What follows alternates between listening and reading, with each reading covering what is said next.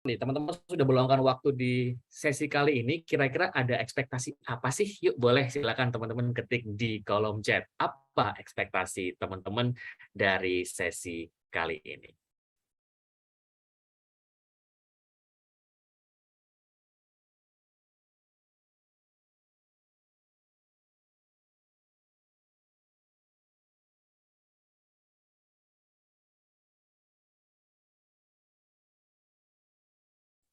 Oke, thank you dari em, Kak Hamzah ya. Ini mungkin biar terlihat lebih ini ya, lebih lebih muda barangkali aku panggilnya Kak aja ya, karena atau mungkin kalau teman-teman lebih prefer dipanggil yang lain bisa teman-teman chat aja mungkin ya via Japri. Oke, ingin mengetahui apa sih pentingnya pemimpin inklusif dan seperti apa contohnya? Luar biasa, Kak Hamzah. Oke, kita tunggu yang lain, teman-teman. Beberapa detik, barangkali yang masih dengar. Dari Kak Sally, ya, pengen lebih memahami apa sih pemimpin yang inklusif itu? Terima kasih, Kak Sally. Kita tunggu beberapa jawaban lagi dari Kak Juliet, insight leadership inklusif dan contoh nyatanya. Oke, role model pemimpin di era yang banyak tuntutan. Ini Kak Tariani. Ini kalau setiap saya join webinar jadi pemimpin ini, Kak Tariani kayaknya nggak pernah absen ya, luar biasa ya. Oke, teman-teman, terima kasih ya. Nah, jadi memang di sesi kali ini ya, semoga ekspektasi teman-teman tadi bisa terjawab.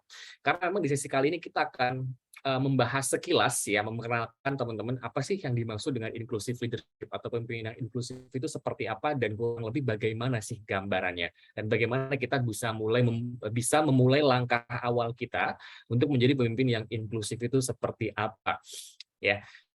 Oke, teman-teman.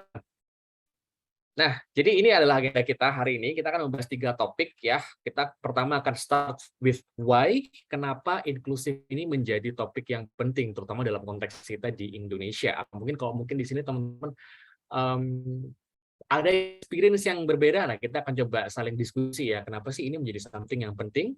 Apa aja traits-nya atau ciri-cirinya inclusive itu yang seperti apa? Dan kita akan membahas satu topik yang menarik yaitu tentang unconscious bias. Dan nanti kita akan tutup dengan sesi Q&A, teman-teman. Sip. Nah, sekarang kita masuk yang pertama nih. Kenapa sih inklusif itu menjadi something yang menurut mungkin menurut kita something yang penting ya sekarang, teman-teman. Oke. Kalau kita berbicara tentang inklusivitas, maka kita berbicara tentang diversity, teman-teman. Diversity itu apa sih? Diversity itu basic secara sederhananya adalah keberagaman. Ya.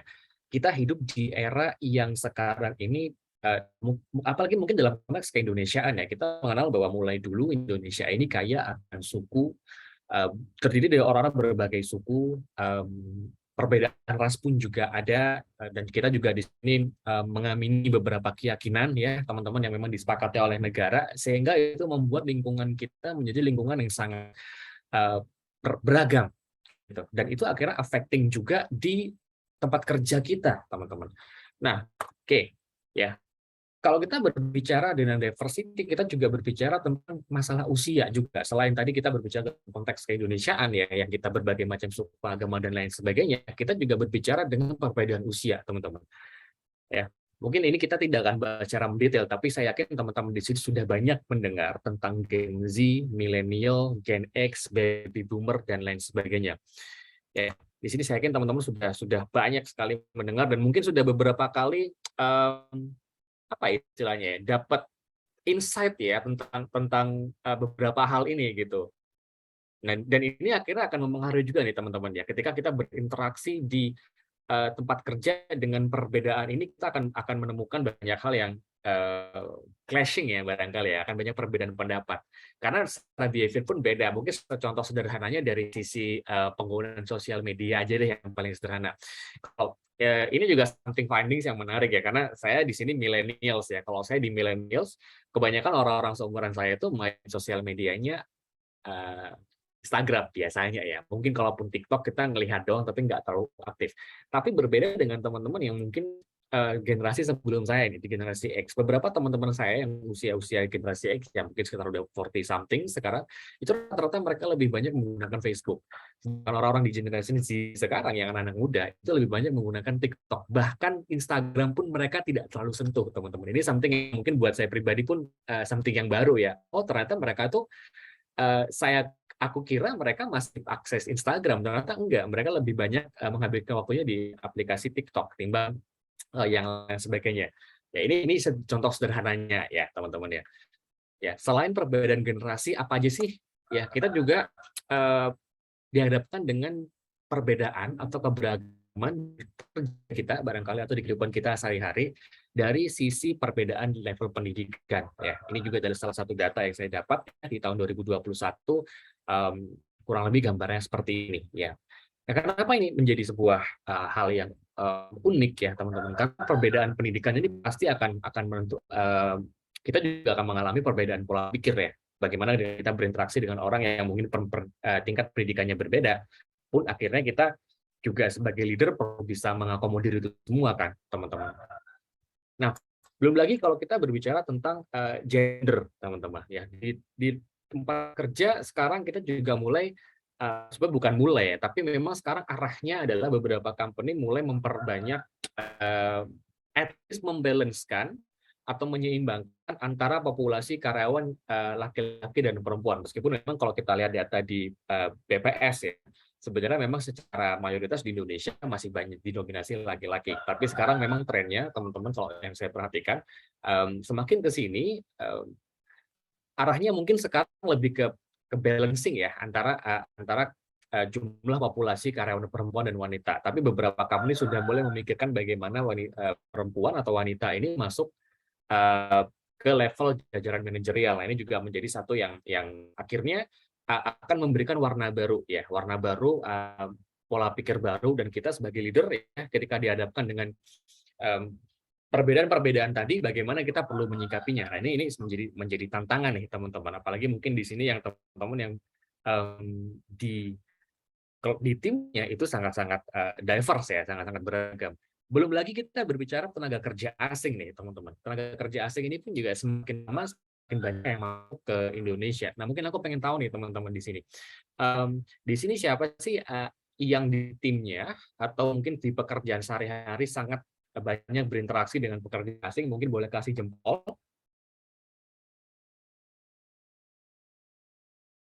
Oke, Coach Juliet ya. Nanti mungkin bisa sharing juga nih Coach Juliet nih, karena kalau biasa berhubungan dengan orang-orang expatriate gitu ya, biasanya experience-nya akan banyak yang menarik. Silakan. Kirain mau berpendapat Coach Juliet, tadi kayak raise hand. Mau sharing Sorry, bareng? salah pencet. Salah pencet ya. Oke, nggak apa-apa. Kerap terjadi. Thank you. Ya, apalagi ketika kita berbicara dengan tenaga kerja asing yang mereka notabene berangkat dari culture yang sangat-sangat berbeda, teman-teman. Ini akan menjadi sebuah tantangan lebih nih, ya. Tapi masalahnya adalah batasan-batasan itu makin lama makin menipis kan dengan adanya sosial media, dengan adanya interkonektivitas yang sekarang semakin luar biasa. Akhirnya yang dulu mungkin kita cenderung homogen, semakin ke sini akan semakin bercampur semuanya. Nah, ini baru berbicara dari sisi yang makro ya, dari sisi yang luar. Sekarang bagaimana dengan berbicara di level individual ya? Kita juga perlu pahami, mungkin kita juga semua udah paham ya teman-teman. Every individual di tim kita, setiap orang di tim kita, atau mungkin di organisasi kita, atau mungkin di lingkungan sehari-hari kita, itu semua orang itu unik gitu kan. Mereka individu-individu yang berbeda. Mungkin kita bisa melihat yang kasat mata deh, yang above the water kalau di sini istilahnya di gambar gunung es ini ya. Yang kasat mata, yang terlihat visually gitu ya, terlihat secara visual, age, usianya mungkin kita bisa lihat ya, usianya kira-kira berapa, rasnya apa, gendernya apa, secara culture mungkin dia relatif ke seperti apa, dan physical ability-nya seperti apa. Sedangkan yang mempengaruhi kepribadian seseorang itu lebih banyak ke below the water, teman-teman. Ini mungkin saya yakin teman-teman juga sudah pada tahu ya. Dan apa aja sih kira-kira yang mempengaruhi ya? Mungkin education-nya, religion-nya, skill-nya, personality-nya, experience-nya. Yang ini akhirnya membentuk setiap orang, setiap individu itu menjadi individu-individu yang unik, ya, teman-teman. Nah, akhirnya ketika kita menjadi seorang leader, bagaimana kita bisa mengoptimalkan gitu ya. Bagaimana kita bisa membuat orang-orang yang unik ini Oke lah, let's say mungkin kita tidak berbicara dari something yang big ya, seperti mungkin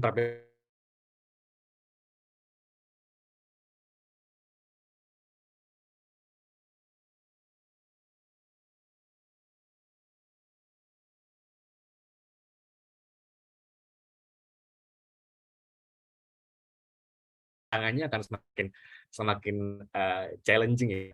Nah, oke. Nah, kita coba mau lihat nih, sekarang kalau di sesi kali ini, saya pengen tahu seberapa, sorry, kalau di sesi kali ini aku pengen tahu nih, karena kan tadi kita udah kenalan ya, ada beberapa yang dari, daerah lain dan lain sebagainya. Nah, kalau dari sisi oke sebentar aku akan launch polling teman-teman ya, silakan ini, polling yang sifatnya anonim, jadi teman-teman oke sekarang udah di-launch ya teman-teman, ini lebih untuk melihat seberapa diverse ya kita hari ini ya, yang hadir di sesi hari ini. Oke, ada 5 pertanyaan, pertanyaan yang bersifat pribadi, tapi tenang aja ini semuanya anonim teman-teman, jadi siapa yang ngisi pun saya juga nggak tahu, co-host-nya juga nggak tahu, jadi silakan diisi, sejujur-jujurnya nggak masalah ya, ini juga bukan bukan untuk mendata apapun, bukan juga buat MLM atau apa-apapun ya, jadi tenang aja. Silakan teman-teman diisi tuh, kita pengen tahu seberapa diverse kita hari ini, silakan.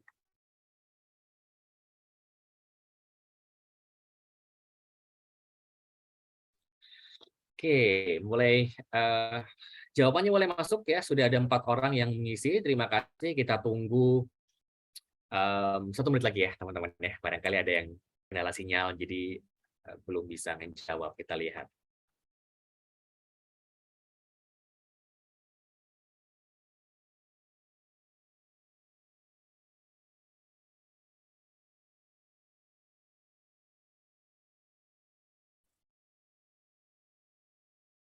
Oke, sudah, 70%, pas, sudah mulai menjawab, kita tunggu 30 detik lagi, teman-teman barangkali, perlu waktu gitu ya untuk mengidentifikasi, saya ini identitasnya apa gitu ya. Jadi kita tunggu 15 detik lagi ya teman-teman, kita lihat sudah ada nambah 1 jawaban lagi, udah 70% sekarang yang, berpartisipasi, kita tunggu sedikit lagi. Oke, kita end polling saja ya, aku akan share hasilnya ke teman-teman ya. Bahkan di sesi kali ini pun juga cukup, beragam ya, ada dari tingkat pendidikan, ada yang S2, ada yang S1, ada yang SMA, secara generasi memang secara mayoritas di sini, millennials ya, secara mayoritas millennials, tapi juga ada yang Gen Z dan lain sebagainya. Ya, terus kemudian usia bekerjanya juga rata-rata, either 2 sampai 5 tahun. Dan ini ya, kita udah melihat ya beberapa how diverse we are today. Nah, ini suku. Nah, ini mohon maaf nih teman-teman, mungkin barangkali yang sukunya belum tertulis di sini karena to be honest, kalau aku tulis semua bisa, satu polling-nya bisa panjang ya. Jadi, akhirnya aku coba ngambil yang sekiranya kalau dari peserta ini kan ada beberapa yang menyantumkan asalnya dari mana gitu ya. Jadi aku bisa tahu kira-kira sukunya apa gitu. Tapi untuk beberapa akhirnya aku tidak bisa identifikasi karena tidak menginput di filenya. Jadi akhirnya masuknya banyak ke lainnya nih. Tapi no problem teman-teman. Oke.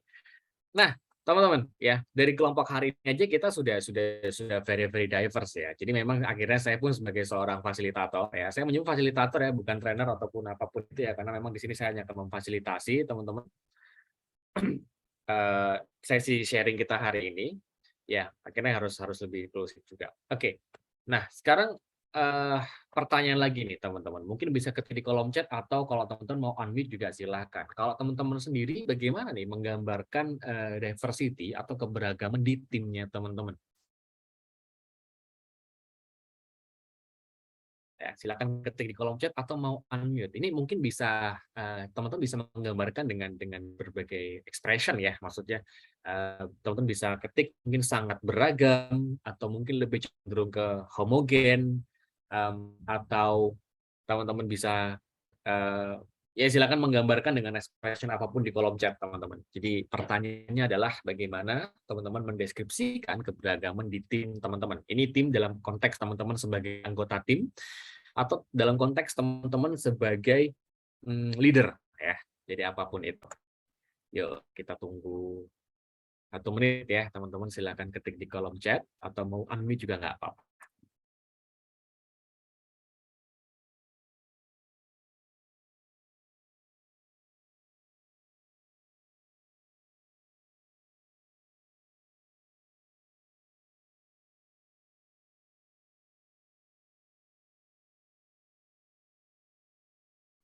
Oke, udah mulai muncul jawaban dari Kak Sally ya, sangat beragam nih dari segi gender, race, religion, asal, bahkan experience. Wah, kalau udah berbicara experience sudah pasti nggak akan ada yang sama ya.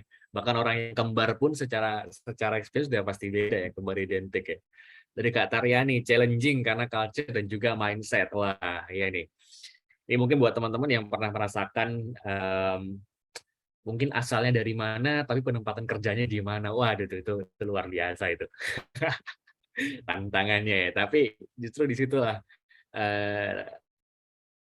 leadership teman-teman ya untuk menjadi leader inklusif itu terasa di situ tuh justru bahkan ya. Oke, thank you teman-teman. Ya udah cukup ya. Jadi memang di sini kita lihat memang beberapa teman-teman menjawab dari sisi timnya itu juga sudah sangat-sangat beragam ya, luar biasa. Terima kasih sharingnya teman-teman. Nah, sebenarnya tantangan kita as leader apa sih sebenarnya? Kita mungkin berbicara dalam konteks yang umum ya, bahwa kita as leader di perusahaan pasti kita dituntut untuk create growth ya. Bagaimana kita um, memberikan kontribusi dalam bentuk apapun nih. Mungkin kalau teman-teman di bagian HR ya kontribusinya bisa jadi memenuhi kebutuhan karyawan atau menurunkan turnover rate ya, tapi at least ada growth di sana. Atau mungkin kalau teman-teman di sini yang di part of business misalkan ya, di tim sales for example, bagaimana teman-teman bisa menumbuhkan penjualan di perusahaan teman-teman, atau mungkin teman-teman bisa di perusahaan jasa service levelnya mungkin bisa ditingkatkan. Nah, jadi semua tantangan kita as leader ada ya di dalam konteks apapun adalah create growth ya, atau menciptakan pertumbuhan dalam kelompok itu. Nah, permasalahannya adalah teman-teman untuk bisa ya um, bertumbuh, kita perlu melakukan differentiate. Maksudnya adalah we need to do something different kan. Mungkin teman-teman juga paham ya bahwa kalau kita melakukan hal yang sama berulang-ulang, maka jangan harap akan ada hal perubahan atau hal baru yang terjadi karena um, apa ya sebab akibat kan. Maksudnya kalau kita melakukan the same thing over and over, jangan harap akan menghasilkan result yang berbeda karena it will be what is it?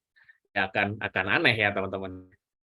Maka tanpa kita bagaimana kita bisa membuat diferensiasi atau sebuah hal yang berbeda. Dan untuk membuat hal berbeda ini kan kita perlu melakukan inovasi. Dan ketika kita mau melakukan inovasi ini, kita perlu banyak ide-ide baru. Ya. Nah, ide-ide baru ini hanya bisa muncul ketika orang-orang, ya salah satunya adalah orang-orang yang ada di dalam kelompok itu memiliki cara pandang yang berbeda. Kalau cara pandangnya sama semua iyo-iyo aja gitu ya, iya-iya aja, ya susah kita buat melakukan adanya perbedaan. Ya, makanya di sini untuk to innovate, we need diversity. Kita perlu keberagaman. Keberagaman ini bisa dalam banyak hal ya, teman-teman ya. Bisa jadi keberagaman pola pikir, bisa jadi keberagaman dari sisi individunya, dari culture atau apapun itu. Karena basically ketika kita berhadapan dengan orang-orang dari country lain ya, negara lain yang culture yang berbeda, mereka punya pola pikir yang sometimes buat kita kayak apaan sih lo gitu. Tapi ternyata itu something yang works buat mereka dan itu mungkin bisa jadi something buat kita juga gitu. Ya, dan to activate diversity, we need inclusion. Untuk bisa mengaktifkan ya atau mengoptimalkan keberagaman di tim kita, maka kita perlu inclusion. Kita perlu membuat mereka merasa included atau kita perlu membuat mereka merasa terlibat, merasa dianggap, merasa um, menjadi bagian dari tim itu, teman-teman. Dan itulah teman-teman ya di sini kenapa inclusive leadership itu menjadi sesuatu hal yang penting gitu buat kita perlu pelajarin. Nah, kalau kita berbicara tentang inclusive leadership ya, maka nggak afdol nih kalau kita nggak berbicara tentang beberapa penelitian why this is important gitu. Nah, jadi ada satu penelitian yang menarik teman-teman dari Joseph Stefano dan Marta Matsenki ya. Di sini dia meneliti ya dan ternyata hasilnya seperti ini teman-teman.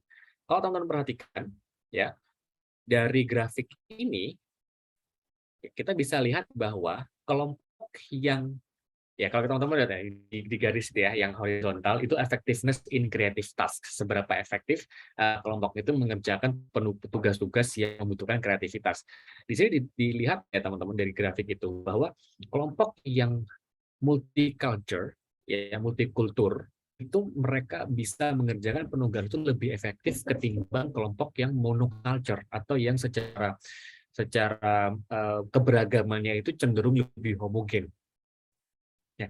Tapi di sisi lain, teman-teman, di sebelah kirinya itu juga uh, multicultural juga tuh, ya, atau kelompok atau tim yang heterogen itu either itu mereka bisa lebih efektif atau justru malah sebaliknya. Nah, pertanyaannya nih buat semua, mungkin bisa ketik di kolom chat. Menurut teman-teman, kenapa ya kok kelompok yang multikultur itu bisa jadi malah kontraproduktif atau malah nggak efektif? Oke, siapa nih bisa ketik di kolom chat ya, teman-teman?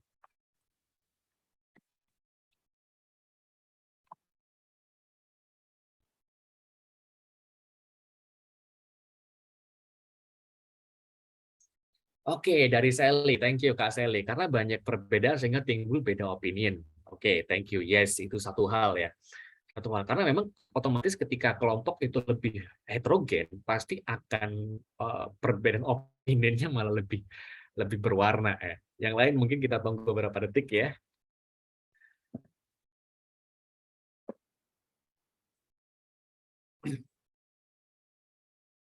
Oke, etos kerja, decision making-nya ya, apa sih pola pikirnya gitu ya, thinking prosesnya juga mungkin berbeda ya, Kak Yanus ya, thank you. Kak Hamzah bisa jadi nggak inklusif, berbeda tapi tidak bersinergi. Oke, nah di penelitian dia yang lainnya teman-teman ya, oke ini oke kelihatan ya mungkin di layar sudah. Jadi memang ternyata kelompok yang multikultur itu uh, lebih challenging ketika berusaha untuk menyatukan mereka. Jadi ini adalah salah satu ya kalau teman-teman lihat yang di bagian apa namanya, yang di bawah graf gitu ya, yang di horizontal, itu adalah fase ya perkembangan kelompok yang dikembangkan oleh Bruce Tuckman di tahun 1965. Jadi intinya adalah fase-fase ini. Ketika kita pengen membuat tim itu perform gitu ya, um, maka nggak ujuk-ujuk kita kumpulin dan mereka perform, tapi ada beberapa fase-fase dulu nih sebelum mereka akhirnya bisa menyatu dan perform. Ya, yang pertama adalah fase forming. Forming itu misalkan nih teman-teman baru dapat project baru, terus project ini teman-teman belum kenal sama orang-orangnya. Ya, jadi akhirnya kan, tapi itu ada, kelompok itu ada, tapi orang-orang ini karena belum kenal satu sama lain, belum ngerti satu sama lain, biasanya kerjanya kan masih lebih individualistik ya. Nah, di fase kedua adalah storming. Storming adalah fase di mana namanya storm ya. Storm itu kan badai ya. Berarti di sini terjadi chaos nih. Karena ya tadi individu yang berbeda, mereka perlu perlu menyatu gitu kan. Nah, untuk menyatu ini kan tadi seperti yang dijelaskan Kak Yohanes ya, bahwa mungkin ada perbedaan rules kerja, perbedaan cara pikir dan mengambil keputusan, seperti yang mungkin dikatakan sama kayak Kak Sally, perbedaan opinion yang akhirnya membuat tim ini bisa jadi malah chaos gitu. Karena memang perbedaan itu kalau tidak bisa dikelola dengan baik, ya konflik itu akan menjadi sebuah masalah baru kan sebenarnya teman-teman. Ya. Atau mungkin tadi dijelaskan Kak Hamzah ya, bisa jadi berbeda tapi nggak bersinergi. Nah, tapi di tahap storming adalah tahap ketika mereka mulai berkonflik. Nah, konflik itulah yang akhirnya menimbulkan standar-standar baru atau kesepakatan-kesepakatan baru di fase norming. Yang akhirnya setelah fase norming terlalu baru mereka bisa perform. Nah, challenge-nya adalah teman-teman, kelompok yang heterogen, kalau kita lihat dari grafiknya ya, diverse teams, kalau mereka well managed ya, syaratnya adalah well managed ya. Di fase awal mungkin akan dalam tanda kutip sedikit lebih challenging ya. Akan sedikit lebih challenging. Tapi kalau dia bisa well managed, secara produktivitasnya itu justru lebih tinggi ketimbang kelompok yang homogen. Kira-kira kenapa ya teman-teman? Ya mungkin jawabannya sama seperti teman-teman tadi sebutkan di chat ya. Basically karena kelompok yang diverse ini banyak opini, justru malah banyak ide di situ. Karena kelompok ini heterogen, banyak hal-hal yang mungkin tidak pernah kita pikirkan sebelumnya itu muncul. Ya, karena perbedaan latar belakang yang berbeda tadi. Nah, akhirnya apa, teman-teman? Akhirnya tugas kita sebagai leader adalah bagaimana kita bisa menciptakan tim yang diverse tadi, yang beragam itu, bisa bersatu. Nah, ciri-cirinya apa sih tim yang bersatu itu, gitu ya? Kita akan masuk ke situ nih. Jadi ini salah satu dari Frequency Coffee ya, high performance team. Di situ diceritakan bahwa di kotak yang saya kotakin itu ya high performance zone ya, tim yang high performance dalam konteks tim yang heterogen tadi, itu ketika mereka dalam satu tim itu masing-masing individunya merasa respected, merasa mereka punya individu yang merasa dihargai gitu ya, eh, merasa included, merasa dilibatkan, dan juga mereka merasa valued, mereka merasa bernilai, mereka sehingga di sini mereka bisa menunjukkan potensi mereka atau kemampuan mereka secara menyeluruh gitu. Jadi nggak ada rasa takut untuk mereka bisa show off lah kasarannya ya, bahasa sederhananya. Nah, akhirnya tugas kita adalah bagaimana kita menciptakan tim yang mereka berada di high performance zone ya teman-teman, yang dimana mereka merasa respected, included, dan valued. Ya. Oke. Nah, kalau mungkin aku sedikit bahas sedikit ya, ada limiting zone sama damaging zone. Jadi kalau limiting zone itu ketika mereka merasa ignored sama tolerated. Ignored itu diabaikan ya. Tolerated itu bukan berarti mungkin kalau tolerate itu bahasa Indonesianya yang simpel kan toleransi ya. Tapi toleransi di sini maksudnya adalah ketika mereka merasa ada hal-hal yang sebenarnya mereka nggak setuju, tapi mereka nggak berani ngomong gitu. Ya, akhirnya mereka mendem. Itu fase di tolerated ya. Akhirnya orang-orang ini malah ya itu, karena nggak berani ngomong, akhirnya mereka lebih memendam perasaan-perasaan negatifnya. Kalau di damaging zone yang mereka menunjukkan ketidaksukaannya terhadap keberagaman itu secara belak-belakan ya. Makanya di sini mereka merasa abuse, merasa apa bahasanya abuse ya, dilecehkan mungkin barangkali, harassment dilecehkan atau mungkin disepelekan gitu. Nah, oke, teman-teman, ini beberapa hal-hal yang mungkin dari sini kita udah mulai dapat gambaran nih. Jadi maksudnya inclusive leadership itu apa ya? Nah, kita coba uh, kumpulin dulu nih pemikiran-pemikiran teman-teman, atau mungkin dari pengalaman-pengalaman sebelumnya. Kira-kira kalau menurut teman-teman dari penjelasan tadi, inclusive leadership itu kira-kira apa ya? Nah, ini boleh di kolom chat, boleh juga unmute ya.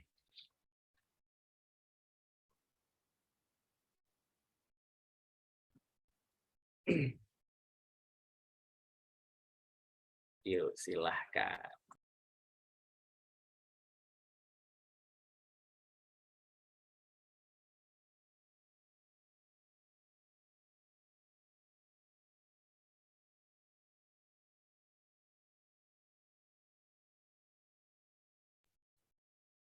Nggak harus benar-benar tepat ya, tapi paling nggak gambarannya tentang apa sih sebenarnya. Kita tunggu 30 detik lagi deh.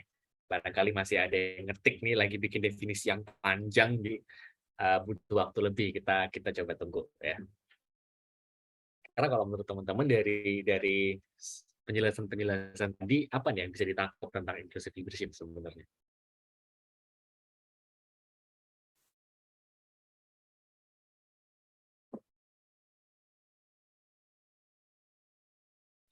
Oke, thank you Kak Amsa. Ini ada satu jawaban ya. Pemimpin yang mampu mensinergikan segala bentuk perbedaan agar lebih produktif atau perform. Thank you. Oke, dari Kak Tiara, leader yang mendukung karyawan untuk proaktif dan ikut terlibat dalam mengambil keputusan. Mantap, luar biasa. Thank you. Yes, jadi sebenarnya leader inklusif itu kita berbicara tiga hal ya, teman-teman. Ya. Kita berbicara yang pertama adalah sorry, sebentar. Ya. Oke, aku mundur dulu. Oke, kita berbicara tentang inclusive leader itu berbicara tentang yang pertama treat people and groups fairly. Jadi kita berbicara bahwa inclusive leader itu ketika mereka leader ini bisa membuat setiap orang itu merasa diperlakukan secara fair ya, berdasarkan kategori uniknya mereka, karena tiap orang ini kan unik ya. Jadi kita udah pelajari di awal ya, either itu unik yang kasat mata atau unik yang memang secara individualnya mereka yang nggak kelihatan gitu kan, bukan berdasarkan stereotip. Nah, ini kata kunci nih teman-teman, bukan berdasarkan stereotip, karena stereotip ini kadang kita lakukan nggak sadar, bukan dari jokes-jokes yang kita lontarkan pun sebenarnya itu melukai pihak-pihak tertentu. Nah, kita nanti sedikit bahas ya teman-teman ya.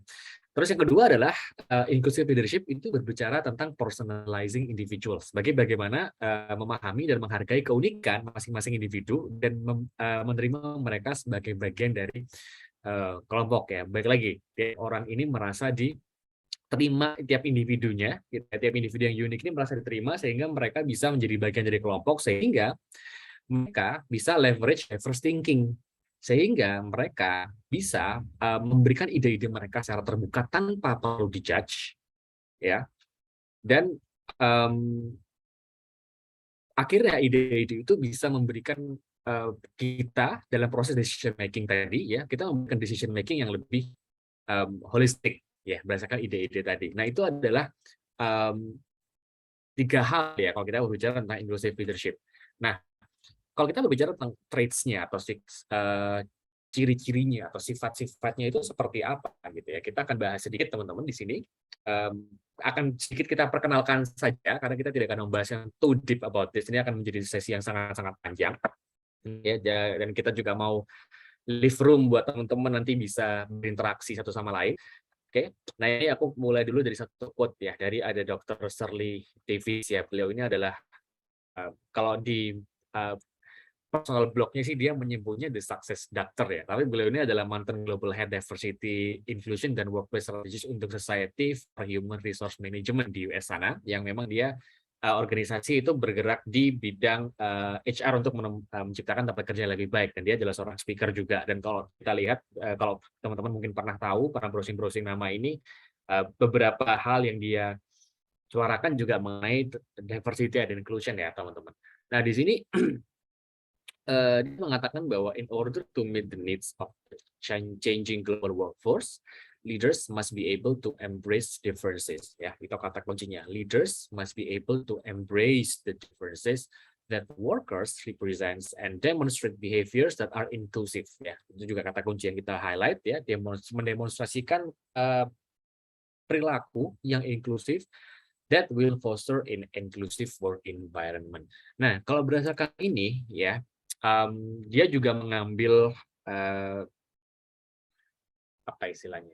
Dia menyadur gitu ya di salah satu speech-nya, di salah satu bukunya juga tentang ciri-ciri traits of inclusive leadership yang ini diambil dari Deloitte sebenarnya. Jadi ada 6C. Nah, apa aja nih 6C ya? Ciri-ciri leader yang inklusif itu seperti apa? Yang pertama adalah komitmen, teman-teman. Jadi commit time, energy, and support to invest in people to create an inclusive workplace. Jadi yang pertama adalah komitmen. Karena untuk menciptakan suasana yang inklusif itu butuh komitmen. Karena gini, tiap orang pertama berbeda. Belum lagi, nanti kita akan berbicara sedikit tentang bias, teman-teman. Tiap orang ini punya bias. Dan bias ini bisa jadi akan apa istilahnya ya, akan menurunkan kualitas decision yang mereka lakukan. Nah, bagaimana si leader ini perlu take time untuk benar-benar memastikan bahwa timnya ini mereka bisa bersatu, ya. Jadi otomatis di sini akan berbicara tentang mengelola konflik juga nih. Bagaimana si leader ini mereka punya komitmen untuk mau meluangkan waktunya untuk mengelola konflik. Karena at the end of the day prosesnya karena tadi ya kalau kita mengacu ke fase pembentukan kelompok ya, fase forming yang tadi itu cukup challenging untuk kelompok-kelompok yang justru malah nggak ada yang diverse ya, makanya butuh waktu yang lebih banyak gitu teman-teman. Ya sehingga dibutuhkan komitmen yang lebih. Nah ini barangkali ya, kalau dari pengalaman pribadi saya, ketika memang pernah ada di satu kondisi di mana saya harus dilibatkan gitu ya untuk ngelit memang beberapa orang yang kebetulan dari berbagai daerah, yang satu dari Arab Saudi, yang satu dari Rusia, yang satu dari Cina, yang satu dari Malaysia. Ini yang saya rasakan adalah kalau kita dengan orang yang di sama-sama Asia Tenggara mungkin gampang ya, tapi yang dengan negara lain lebih susah nih teman-teman. Dengan Cina misalkan. Orang-orang di Cina itu kan mereka terbiasa terutama dalam hal terkait teknologi ya, mereka punya sendiri gitu. Akhirnya untuk media komunikasi kita nggak bisa menggunakan yang biasa kita pakai. Contoh Google deh. Google beberapa platform atau beberapa produk-produk Google itu mereka jarang pakai. Sama teman saya di Korea juga gitu tuh. Akhirnya di sini kita perlu take time nih untuk apa ya, memikirkan biar komunikasinya bagus gitu kan. Kita kira-kira platformnya pakai apa gitu. Itu salah satu contoh-contoh nyatanya bahwa akhirnya itu akan take time lebih kan teman-teman, kita bisa mengakomodir semuanya. Belum lagi teman yang di Arab Saudi yang mereka libur hari Jumat nih. Padahal hari Jumat ini adalah hari di mana kadang kita muncul ide-ide baru dan evaluasi pekerjaan kita kan. Ini gimana juga nih akhirnya kita bisa perlu mengatur itu kan. Nah, itu kan butuh waktu tuh teman-teman hal-hal seperti itu ya. Nah, akhirnya emang inklusif leader-nya mereka pertama komitmen dulu, itu yang paling penting. Nah, yang kedua adalah tentang courage atau keberanian. Nah, keberanian ini dalam konteks adalah mereka men-challenge the status quo, demonstrate humility dan willing to admit mistakes. Di sini lebih berbicara ke bagaimana ketika seorang leader ini menemukan praktek-praktek yang sebenarnya itu tidak, atau perilaku-perilaku yang itu tidak menumbuhkan perasaan safe tadi dalam kelompok yang berbeda. Nah, ini bagaimana dia berani untuk menegur, ya. Contoh mungkin jokes-jokes sederhana nih. Ini mungkin salah satu pengalaman juga ya, pengalaman pribadi. Jadi ketika ada salah satu sesi gitu ya teman-teman yang saya ikuti, kebetulan saya datang di sana sebagai observer gitu ya, karena memang saya di sana diberikan tanggung jawab sebagai seorang mentor gitu kan. Saya datang sebagai observer, terus kemudian si trainernya itu membawakan materi tentang open questions, ya. Nah, mungkin teman-teman tahu kan ya open questions itu apa gitu kan. Open questions itu kan simpelnya 51H kan. Nah, kemudian trainer ini bertanya kepada peserta, oke, teman-teman, what do you know about open question? Gitu. Apa sih yang teman-teman tahu tentang open question? Oke, terus saya jawab dong, karena di sana saya memang selain menjadi mentor, saya juga menjadi peserta. Saya jawab dong, oke, what, why, where, when, who, and how, gitu. Oke, nah, oke, saya jawab gitu, ternyata biasalah kita di training kan pasti memberikan validasi ya buat jawaban buat peserta kita. Oke, thank you Fadli. So it's yeah, thank you for your answer. So it's 5 wife, 1 husband. Apa itu ya? Tiba-tiba hening itu suasananya. Dia ulangi lagi tuh. 5 wife, 1 husband. Maksudnya dia mau memberikan jokes ya. Dia itu mau ngejoke 5W1H itu disingkat 5 wife, 1 husband. Dan itu mungkin jokes yang cocok buat dia, tapi buat buat teman-teman dari negara lain itu tidak cocok karena di sana ada beberapa yang dari peserta yang dari Jerman, ada peserta yang dari apa namanya, ya salah satunya dari South Africa, ada yang dari China dan lain sebagainya. Akhirnya ini menjadi suatu momen yang awkward. Nah, untuk itu bukan ini ya, bukan si trainer ini kebetulan under other people gitu responsibility-nya, sehingga tapi yang saya pikirkan adalah ketika saya menjadi mentor buat dia, maka yang saya lakukan, kita harus take time lagi-lagi ya, karena kita want to be committed to this, kita take time untuk ngasih feedback ya. At the end of the day, feedback will be very very important nih di hal ini ya teman-teman. Mungkin kalau terkait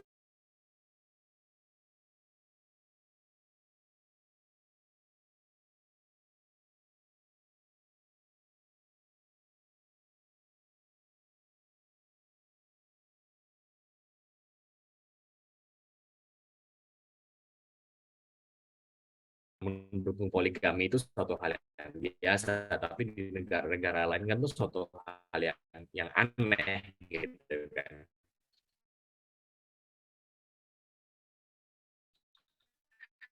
Oke, dan yang ketiga teman-teman ya, kita ada di lingkungannya dia, di timnya dia. Nah, terkait bahas kita akan pelajari nanti teman-teman, curiosity ya. Jadi mindset yang terbuka, open mindset, hunger for perspective, and new experience to minimize blind spot. Jadi maksudnya adalah ya karena kita berhadapan dengan orang-orang yang berbeda, jadi kita harus punya jadi kita perlu nih untuk mendengarkan, ya kan. Nah, untuk mendengarkan ini kan biar kita bisa menjadi pendengar yang efektif, dari sisi kitanya harus penasaran. Karena active listening menjadi satu skill yang important nih teman-teman. Ya, active listening dan asking questions. Nah, ini mungkin buat teman-teman yang belajar coaching ya, atau sedang belajar coaching, saya termasuk dan belajar ini menjadi satu yang penting ini teman-teman. Oke, ya. Nah, terus berikutnya adalah cultural. Jadi ini lebih dalam konteks ketika teman-teman misalkan ditempatkan di tempat yang berbeda. Jadi seperti contoh yang saya contohkan di awal, teman-teman di Jakarta, tempat di Medan misalkan, atau di Surabaya yang dimana cara kerja orangnya berbeda, kolaboratif. Jadi bagaimana kita bisa create a safe space ya buat every individual untuk bisa mengekspresikan dirinya tanpa judgement. Nah, kuncinya di sini lakukan ya, komitmen, courage dan lain sebagainya itu sebenarnya tujuannya adalah ini kita pengen menciptakan kolaborasi kan. Bagaimana setiap orang itu merasa safe space, merasa bahwa tim itu adalah tim yang aman buat mereka bisa mengutarakan pendapatnya tanpa dijudge sama orang lain. Nah, oke. Nah, teman-teman, ini mungkin kita akan sedikit merefleksikan diri gitu ya. Kalau kita dari keenam traits ini tadi, ini mungkin memang tadi hanya penjelasan yang singkat ya, tapi at least teman-teman semoga dapat gambarannya. Tapi yang mungkin bisa teman-teman lakukan ya dalam waktu 1 menit, kira-kira teman-teman kalau men-scoring ya ke 6 ini di angka berapa nih? Kalau 1 sampai 5, 1 itu jelek, 5 itu sudah baik ya. Kira-kira teman-teman di angka berapa nih? Ya, silakan mungkin di selembar kertas teman-teman bisa merefleksikan dulu dan sembari direfleksikan teman-teman bisa dicek kira-kira apa yang bisa saya lakukan untuk meningkatkan traits saya dalam hal-hal ini gitu ya. Oke, kita akan silent dulu teman-teman untuk memberikan teman-teman waktu reflect apa yang udah kita diskusikan barusan ya selama 1 menit.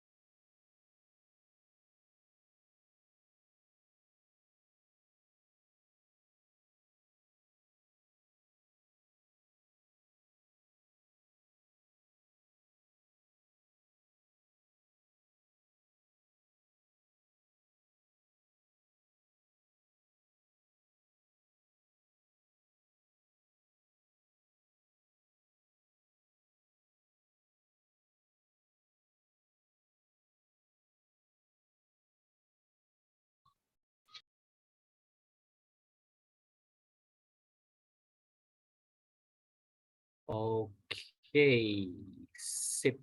Mungkin ada 1 orang barangkali atau teman-teman kalau feel safe untuk ketik di kolom chat ya. Kira-kira kita fokus ke pertanyaan kedua aja. Apa yang kira-kira akan teman-teman yang bisa teman-teman lakukan gitu ya untuk meningkatkan uh, keterampilan teman-teman ya as an inclusive leader based on 6 key traits tadi. Kira-kira apa yang bisa teman-teman lakukan? Bisa mungkin di kolom chat atau mungkin teman-teman bisa unmute juga nggak apa-apa. Nggak perlu semuanya, salah satu aja bisa atau secara umum juga nggak apa-apa.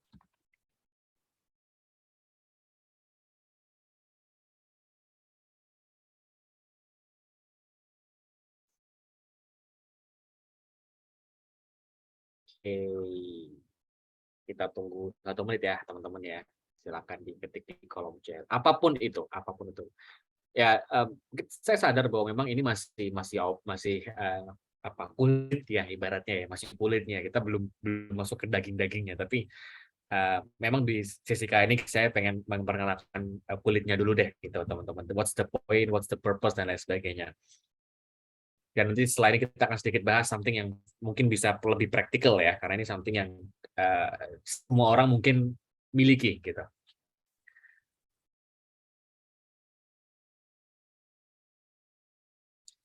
Oke, for the sake of time ya, karena waktunya lumayan mepet, jadi mungkin kita akan langsung lanjut aja ya, teman-teman. Sip. Nah, jadi kita akan berbicara tentang unconscious bias. Nah, ini mungkin something yang topik yang aku nggak tahu nih seberapa aware nih teman-teman terkait topik ini. Tapi siapa di sini yang bisa kasih jempol kalau teman-teman sudah pernah mendengar istilah ini? Bisa jempol reaction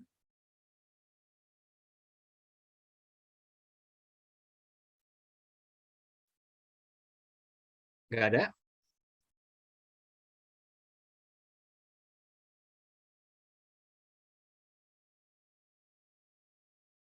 Oke, sip. Kalau nggak ada, it's okay teman-teman. Ini mungkin akan menjadi something yang new ya. Sebenarnya unconscious bias ini juga satu topik yang bisa kita pelajari very very deep. Tapi karena waktu, jadi kita akan kupas sedikit aja ya teman-teman. Jadi kalau kita berbicara tentang unconscious bias ya, atau berbicara tentang bias, yang perlu kita pahami adalah bahwa bias itu ada, exist in everyone. Jadi setiap dari kita itu pasti punya bias. Ya. Nah, ini ada satu quote ya dari ini buku yang menarik yang mungkin juga saya rekomendasikan teman-teman kalau tertarik untuk topik ini bisa baca buku ini ya, buku yang ditulis oleh Pamela Muller ya dengan Mark Buffett dan Chow, dia experts di Franklin Covey's. Nah, dia di buku ini ada satu quote yang mungkin aku akan sedikit highlight di sini ya. Bias exists in everyone, including me. I actively think about how bias is at play in the choice I make. Jadi bias itu something yang memang wajar ya, yang semua orang pasti punya. Dan tugas kita adalah kita perlu actively think. Kita perlu secara aktif berpikir bagaimana bias itu memengaruhi keputusan yang kita lakukan. Nah ini ada salah satu ya kalau kita lihat dari key traits tadi, ini adalah key traits yang ketiga kalau nggak salah ya, cognizance of bias. Bagaimana seorang inclusive leader itu mereka perlu aware dengan bias yang mereka miliki. Nah tapi pertanyaannya, kenapa bias ini suatu hal yang atau bias ini apa sih gitu ya? Kita mungkin akan bicara dulu bias ini apa. So basically bias ini um, secara sederhananya gitu ya didefinisikan sebagai preferensi atau preference for or against a thing, or against, jadi preferensi atau kecenderungan atau penolakan gitu ya, atau penolakan terhadap sesuatu, orang atau kelompok. Nah, atau mungkin bahasa sederhananya yang kita mungkin lakukan sehari-hari adalah judge, ya, judgment. Kita ngejudge orang. Nah, judgment ini bisa jadi ada biasnya. Nah, ini juga something yang apa ya, lebih praktikal lah mungkin yang bisa kita take away ya teman-teman ya. Nah, tapi kenapa bias ini bisa terjadi? Basically gini teman-teman. Jadi menurut penelitian, aku mungkin harus mention penelitian siapa, tapi aku agak lupa ya teman-teman. Di salah satu buku dan penelitian dikutip di beberapa literatur yang pernah saya baca. Jadi basically adalah bias ini terjadi karena setiap detiknya otak kita itu menerima 11 juta informasi setiap detik ya, every bit 11 juta bits of information. Masalahnya yang bisa diolah sama otak manusia secara sadar itu hanya 40 saja. Berarti sisanya ada 10 juta 900, kita nggak usah hitung ya, sebanyak itu yang akhirnya tidak terolah secara sadar. Nah, akhirnya kan otak kita tuh harus find a way kan, gimana informasi ini bisa terolah juga. Nah, itulah salah satu apa istilahnya ya?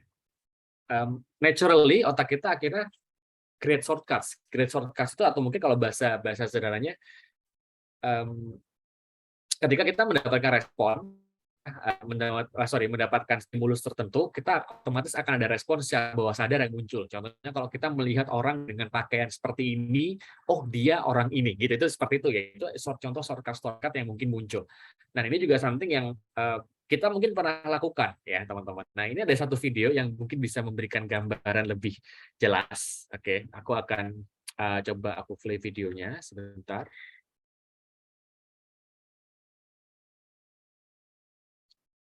Oke, kita sip.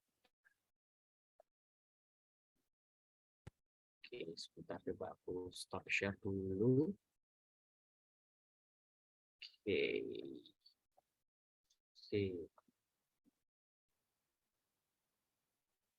Oh, sorry, teman-teman. Oke, sebentar. Coba saya cek dulu ya videonya. Videonya cukup singkat sebenarnya, cuman nggak sampai 10 menit. Sebentar. Saya cek dulu. Oh, kayaknya nggak masuk nih videonya. Sebentar ya teman-teman, nanti nanti aku coba akan ya teman-teman cek dulu videonya. Tapi ini something yang menurutku penting untuk kita tunjukin nih. Oke.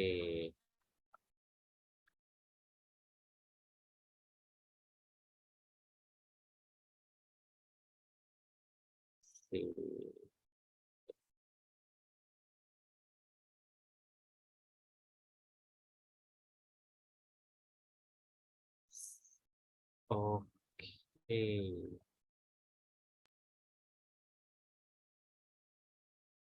Nah, ini dia.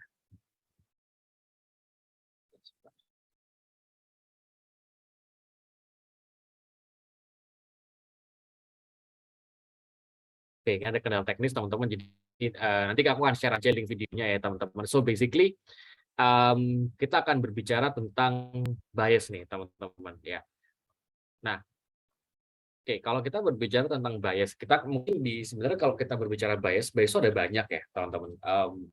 Ada puluhan lah sebenarnya bias-bias yang biasa kita kita lakukan ya secara tidak sadar barangkali. Nah, di sini kita akan bahas sedikit saja. Nah, sekali lagi ini kenapa penting buat kita as leader buat tahu bias ini, karena akhirnya bias ini akan mempengaruhi cara kita memandang tim kita, dan akhirnya itu akan mempengaruhi nasib dia juga gitu, atau decision apa yang kita lakukan ke dia gitu. Nah, oke, yang pertama ada affinity bias. Jadi affinity bias adalah tendency to favor people who are similar to us. Jadi sebuah kecenderungan buat kita favor itu kayak menyukai orang-orang atau kelompok-kelompok yang sesuai dengan kita. Ya, di beberapa literatur ini disebut juga dengan in-group bias ya. Nah, ini mungkin contohnya kayak gini teman-teman sederhananya. Mungkin ketika misalkan gitu ya, kita diminta untuk merekrut tim, kita sebagai usernya, let's say. Kita ngelihat orang itu based on ini lulusan mana nih. Wah, lulusannya kalau beda sama gua kayaknya nggak bagus. Nah, contohnya kayak gitu ya. Apakah itu ada? Ada, teman-teman. Karena saya pun juga pernah merasakan um, di posisi sebagai karyawan ya gitu ya. Jadi memang saya pernah pernah ada seperti itu. Bias ini beberapa memang pernah saya miliki dan pernah saya rasakan. Jadi tendensi bias itu seperti itu ya, teman-teman. Karena memang basically kita itu lebih cocok, lebih condong, cocok untuk berkomunikasi dan bergaul dengan orang yang mirip. Mungkin sebagai bahan refleksinya nih, mungkin nanti di akhir sesi atau sesi ya teman-teman ya. Teman-teman bisa cek nih, kalau teman-teman punya teman dekat, ya teman dekat, teman-teman list aja teman dekatnya, let's say 6 orang deh misalkan, teman-teman list, terus teman-teman cek berapa kesamaan yang dipunya. Rata-rata pasti teman dekat itu orang-orang yang memang kesamaannya sama gitu ya teman-teman ya. Oke.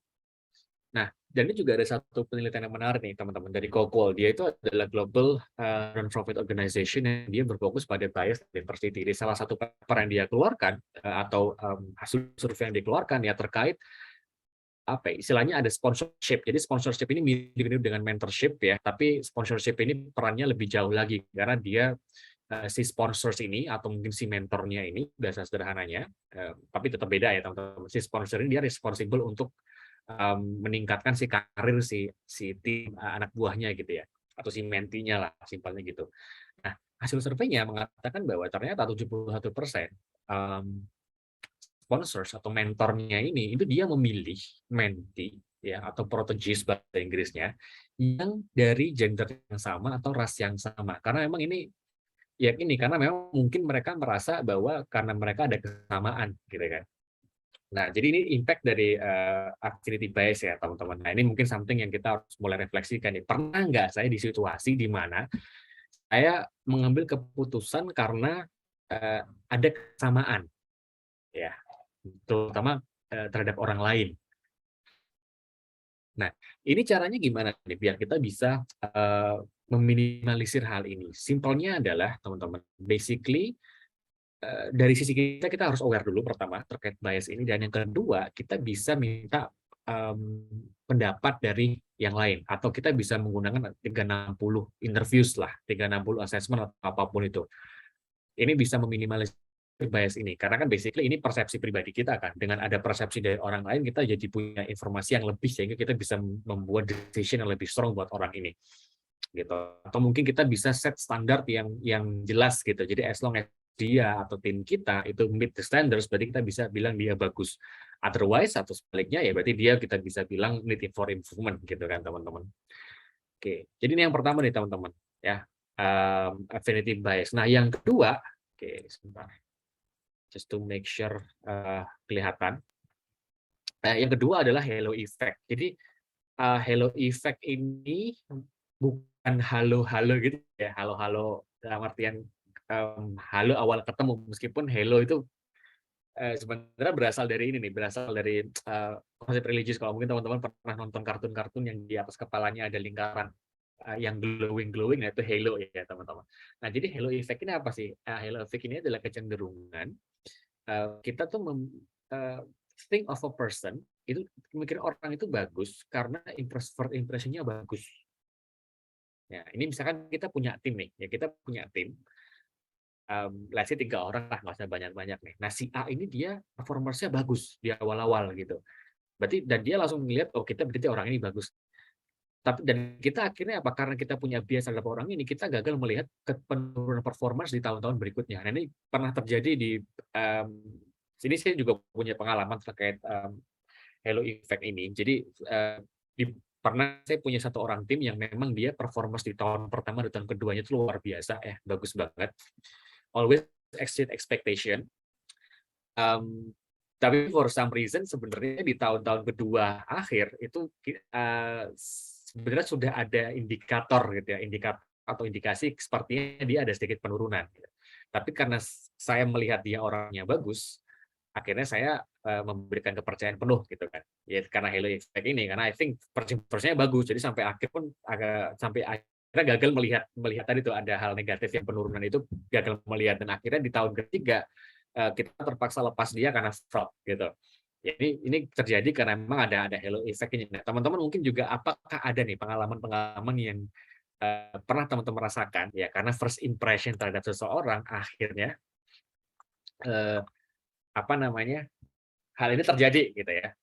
Nah, ini pun juga sama teman-teman, karena ini terkait dengan, eee, individual bias ya, maksudnya bias kita terhadap seseorang, ini juga cara meminimalisirnya selain tadi kita aware dan juga try to think gitu ya, kita juga bisa minta pendapat dari, tim yang lain gitu ya. Jadi, peers-nya atau mungkin, kalau dia punya bawahan, kita bisa tanya ke bawahannya.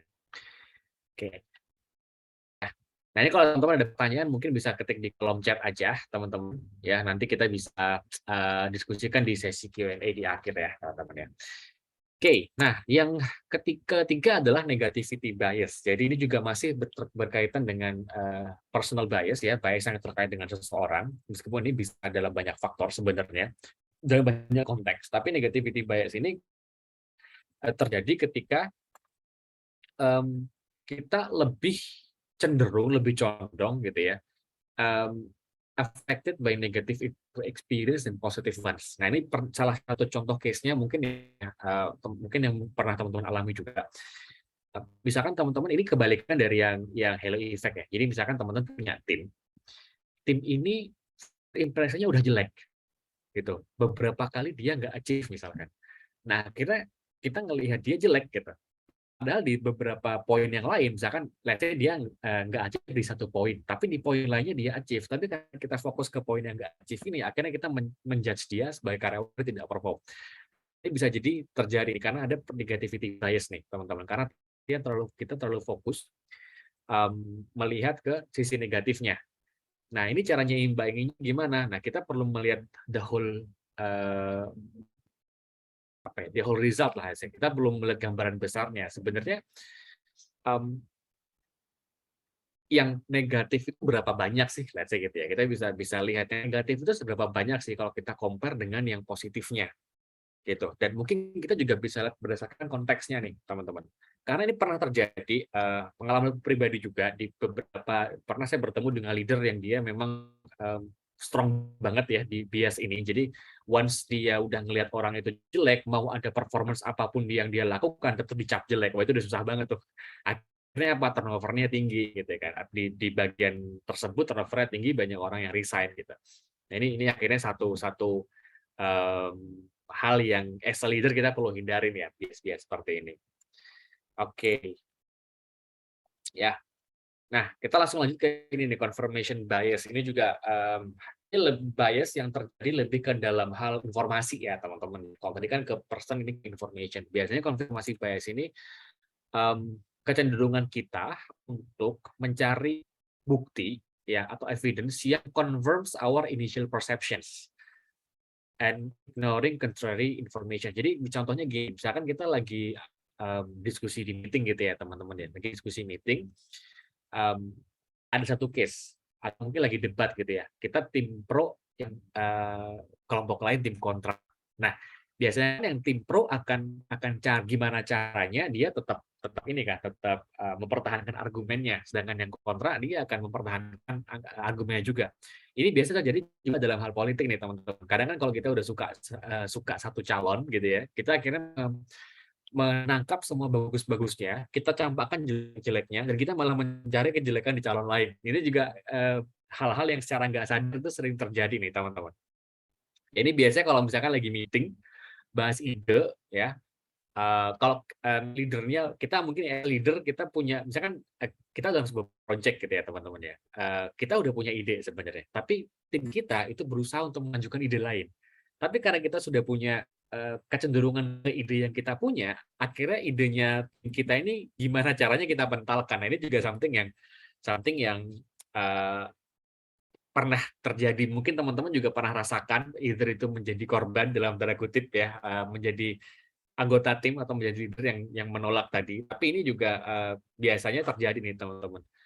Nah, gimana caranya kita bisa meminimalisir ini? Caranya adalah bahwa ketika misalkan dihadapkan dengan dua buah ide, kita bisa komunikasikan dan kita coba list pro dan kontranya apa. Ya, atau mungkin kita bisa menggunakan analisis tool yang lain, mungkin SWOT analisis misalkan, atau pro and kontra analisis. Jadi kita bisa lihat menggunakan tools-tools tersebut agar kita bisa mendapatkan gambaran yang lebih netral gitu ya teman-teman ya. Atau mungkin kita juga bisa minta feedback dari expert misalkan kalau memang kita punya orang-orang yang kita anggap lebih expert sehingga pandangannya bisa lebih valid kan ya seharusnya.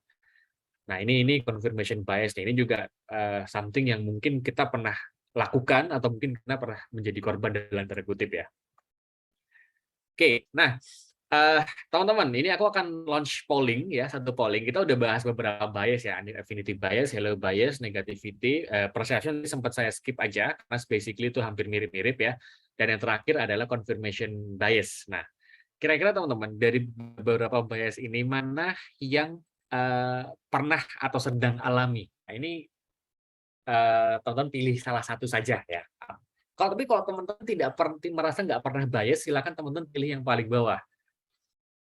Paling yang pernah dialami atau yang paling sering dialami gitu. Oke, thank you udah muncul satu jawaban affinity bias, ya, sama berarti sama kayak saya nih ya, halo effect karena saya pernah merasakan. Affinity pun juga pernah juga nih. Yang lain gimana yang lain? Oke, kita tunggu ya teman-teman ya. Yang lain mungkin pengen berpendapat gitu ya atau mesti merenungi pengalamannya.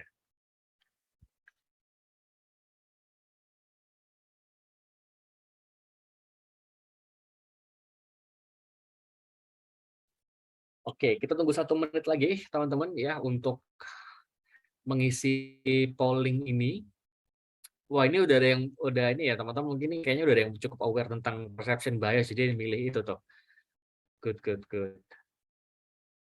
Oke, masih 30%, 40% ya. Kita tunggu 40 detik lagi buat teman-teman lain yang mungkin belum sempat memilih, silakan dipilih ya teman-teman.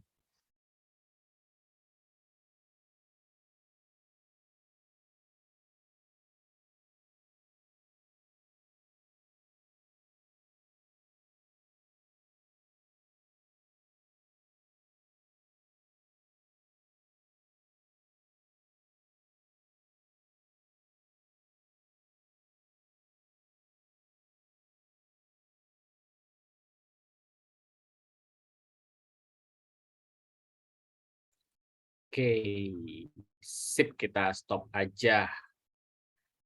Oke, nah aku coba share ya teman-teman ya. Sekali lagi ini pollingnya apa namanya anonimus ya, jadi anonim, jadi nggak usah khawatir teman-teman nggak akan tahu siapa yang ngisi.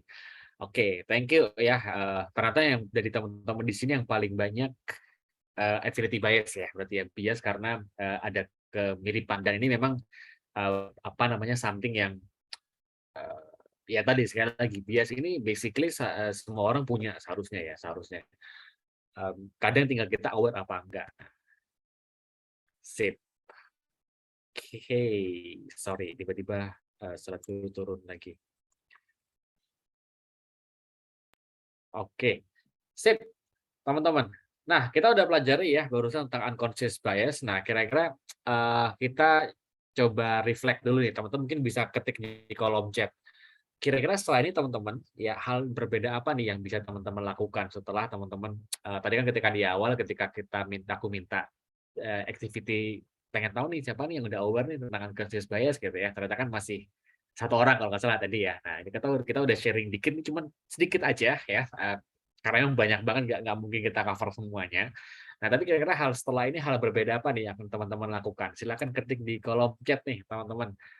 Ya, kalau mungkin teman-teman nggak merasa confidence dengan jawabannya bisa, to-nya diganti ke, nama saya ya, cari aja Fadly, jadi teman-teman tinggal cek aja. Jadi, nanti jawabannya akan masuk secara private dan saya akan bacakan secara anonimus ya, secara anonim ya, silakan. Apa hal berbeda yang akan Anda lakukan?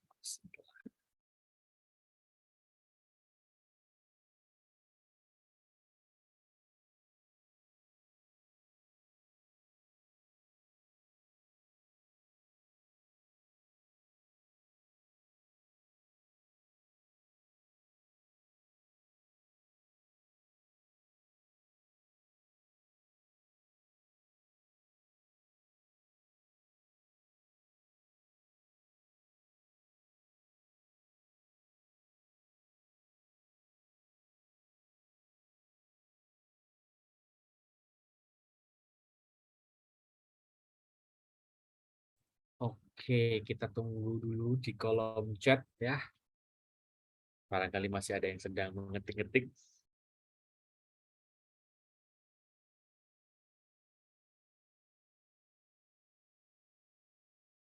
Wah, thank you. Ini beberapa masuk, anonim. Terima kasih banget yang udah, ngetik anonim. Saya akan bacakan tanpa, eee, saya sebutkan namanya ya. Jadi yang pertama ini ada, me memetakan masalah kemudian diselesaikan. Oke, ya betul. Jadi basically memang kalau kita berbicara tentang confirmation bias tadi terutama ya, kalau kita dihadapkan dengan sebuah permasalahan dan ide, kita perlu petakan dulu. Nah, itu bahasanya itu. Thank you, yang udah ngejawab ya, memetakan ya dengan tools-tools tadi itu satu satu kata yang bagus. Mencoba lebih membuka wawasan dan tidak ngejudge. Yes, ini something yang memang mungkin, basically memang judging itu something yang naturally kita lakukan ya, cuman memang kita perlu perlu lebih hati-hati sih. Ini,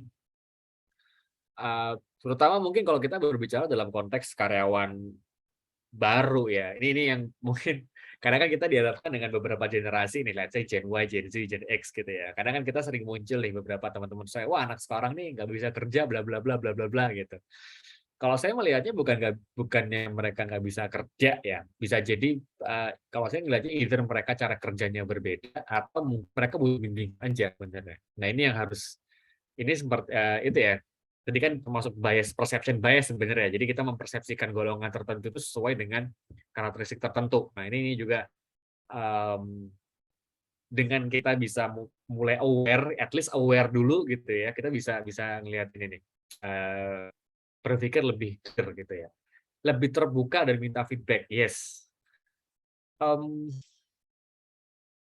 ini memang kita ini mungkin tambahan juga ya based on experience ya teman-teman ya. Kadang kalau kita berbicara tentang, bagaimana membuat tim kita lebih terlibat, kadang-kadang perlu loh kita kan basically gini, kita bisa tim itu bisa bersatu ketika kita paham satu sama lain kan gitu ya. Masa kita bisa, eee, memahami, secara personal dan secara profesional.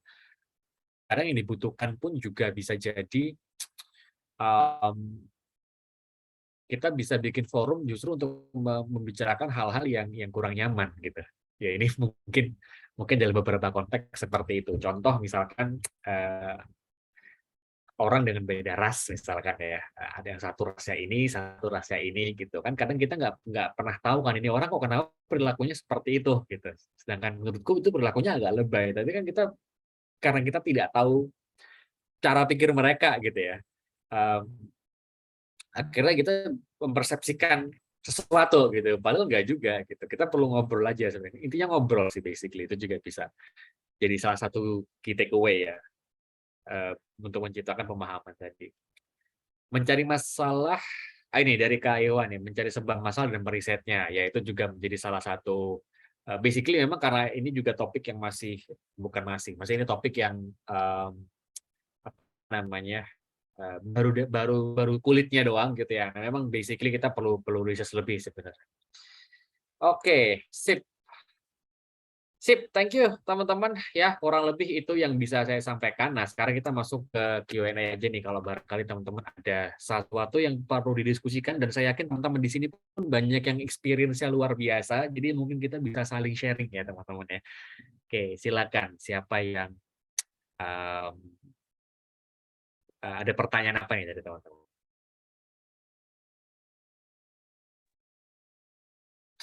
Atau ada hal yang bisa didiskusikan apa nih terkait ini ya?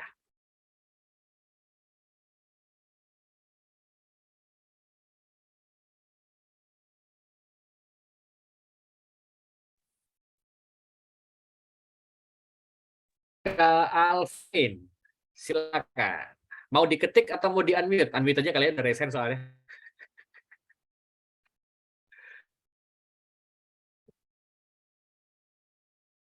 Silakan Kak Alvin. Selamat sore Kak, izin bertanya. Selamat sore, boleh. Jadi gini Kak, saya kan mungkin merasa tadi itu apa ya, halo effect gitu ya Kak ya, di apa halo effect-nya. Seakan persepsi di orang lain itu first impression ke saya itu baik. Nah, sedangkan saya itu ketika misalkan nanti melakukan suatu kekeliruan atau suatu kesalahan dan takutnya malah mengecewakan mereka. Jadi bagaimana sih jelasin ke mereka kalau ya bukannya kita mau jelekin diri sendiri ya Kak ya, tapi bagaimana menjelaskan kalau kita tuh nggak selamanya ya terlihat seperti ini gitu loh, nggak terlihat baik seperti yang mereka tahu gitu. Karena takutnya ketika nanti kita melakukan suatu kekeliruan atau kesalahan, akhirnya mengecewakan itu Kak. Takutnya seperti itu. Terima kasih Kak. Oke, jadi coba aku refresh pertanyaannya ya. Jadi pertanyaannya adalah kondisinya sekarang kita dilihat sebagai seorang yang baik gitu ya. Either itu mungkin sebagai karyawan atau tadi konteksnya sebagai anggota tim ya Mas Kak Alvin ya. Sebagai karyawan gitu ya berarti ya. Oke. Let's say sebagai karyawan gitu ya, kita dilihat Iya. sebagai orang yang thank you Kak Alvin. Kita dilihat sebagai orang yang positif gitu ya. Nah, ini gimana caranya biar ditakutkannya nanti ketika someday ternyata kita melakukan kesalahan, kita langsung bikin orang apa namanya? Apa ya, dari atas tiba-tiba jatuh gitu ya, kayak kecewa berat karena ternyata kita tidak sebagus yang dikira. Nah, oke, teman-teman ada yang punya pendapat? Siapa punya pendapat nih terkait pertanyaan ini? Kita coba tektokan dulu ya dengan teman-teman yang lain ya.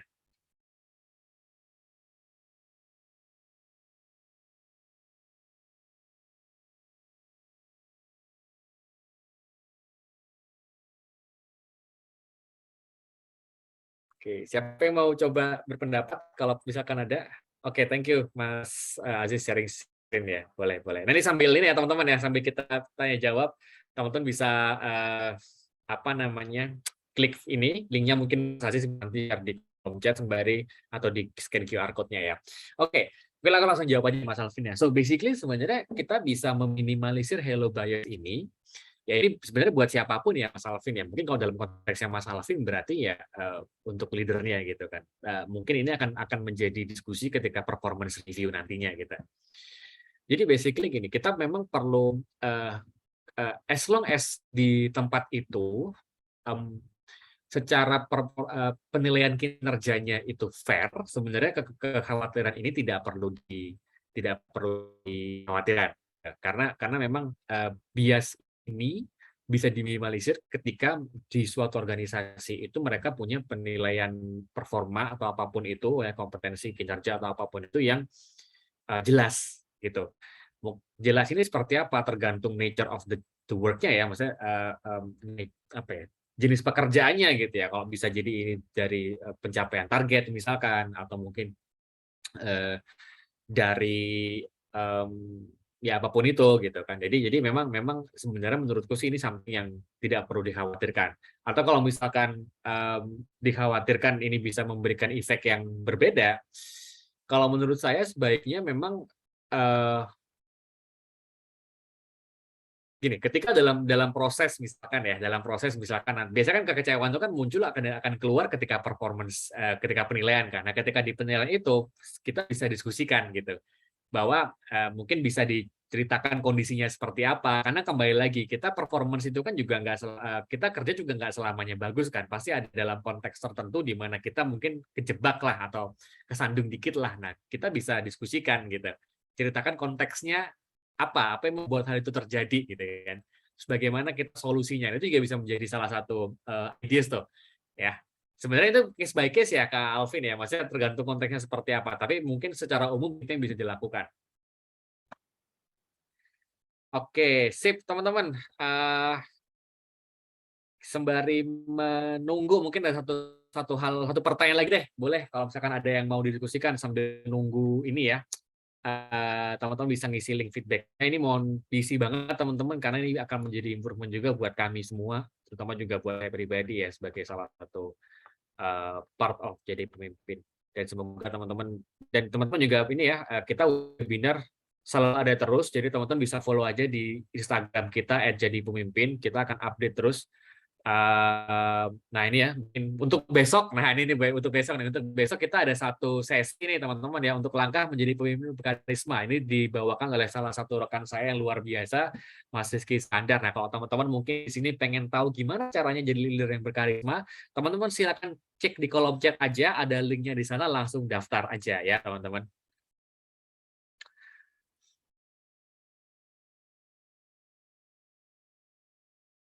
Oke, nah ini ada pertanyaan satu ya, bagaimana cara manajemen konflik masalah di tim atau organisasi? Nah, sebenarnya ini akan kembali lagi akan tergantung konteksnya seperti apa ya. Karena kalau kita berbicara konflik dalam organisasi, penyebabnya kan macam-macam.